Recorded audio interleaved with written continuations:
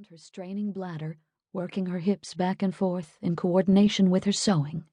She worked in rhythm, fast and precise, feeding legs and waists and cuffs into her hungry machine as fast as it could chew them. She worked to outpace a memory that was pursuing her, reaching for her, breathing on her. She was afraid that if she slowed down for even a moment, it might catch up with her, grasping the back of her neck with a black-gloved claw. It was a demon chasing her down a long corridor, his hard shoes echoing, his stride longer than hers, leather hands grazing the little hairs on the back of her neck as they snatched for her, always catching up with her. She kept up a mental race in an effort to evade the memory, her mind in overdrive to distraction. She chanced a brief look to her right. Her best friend Il-sun was finishing a cuff. The seam staggered drunkenly, and one of the trouser legs appeared a little longer than the other. It was a wonder how she could get away with it, but then she was the pretty one. Sunlight, whenever it shone, seemed to cling to her.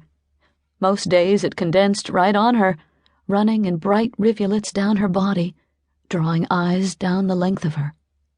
She was even beautiful with dark circles under her eyes from lack of sleep, and her lethargic motions were fluid, seemingly an open invitation to caress. Her heart-shaped face was set off by pouting red lips and eyes that gazed mischievously from the corners of their sockets. Her skin was flawlessly smooth, and her pin-straight hair hung in a black curtain just below her shoulders. In just the last year, her body had taken on a new shape that made her hips and shoulders move in hypnotic opposition as she walked. People turned to watch her whenever she glided by, their gaze causing her to radiate even more, to be even more beautiful. Men, in particular, were affected by her presence, losing their ability to speak, looking both fearful and hungry. Gyung-ho did not like the change.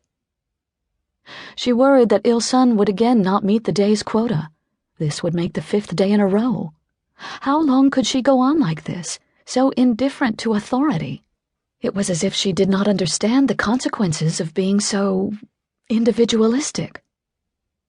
They had been working at the factory for less than a year. At 17 years old, they had been excited to join the ranks of working adults. The novelty of going to the factory every day was a welcome break from the tedium of school. They had felt a sense of maturity as they left the orphanage each morning in their factory uniforms, bright red caps, pressed white shirts, and navy blue trousers, the younger girls gazing at them with awe and respect. Their heads had been filled with images of going to the factory with a feeling of pride and purpose, as if every day was going to be more exciting and fulfilling than the last. After all, this was called the workers' paradise. In a short time, however, all the basics of sewing were mastered, and the job itself did not require much more than that. Cut, match, sew, snip, cut, match, sew, snip. Every day, day in and day out, it was the same pair of trousers over and over again. The work transformed quickly from excitement to drudgery, especially under the thumb of the fearsome and cranky foreman. Finally, a whistle blew, and the foreman announced, as if it were against his better judgment, that lunch was being served in the cafeteria. Gyung-ho and Il-sun stood up, and in rigid military fashion, filed out the factory door. Gyung-ho wondered if there really would be lunch, or just the sawdust gruel that was served most days. The women splintered into small groups as they exited the workroom, and the air filled with chatter. It seemed an odd contrast between the martial atmosphere of the workroom and the casual muddle of the lunchroom, as if they were ants that morphed into women and then back into ants again. Occasional laughter could be heard, and a party anthem played in the background on tinny speakers. Gyung-ho made a break for the latrine. When she returned, she and Il-sun queued up in the cafeteria, waiting for the day's ration, which turned out to be a small scoop of rice and a slice of boiled cabbage. On the wall behind the service counter was a poster with a drawing of stout Chosun citizens handing food across a barbed wire fence to the emaciated and rag-clad Hanguk.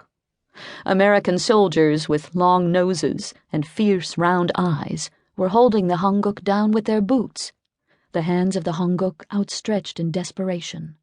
The poster said simply, "Remember our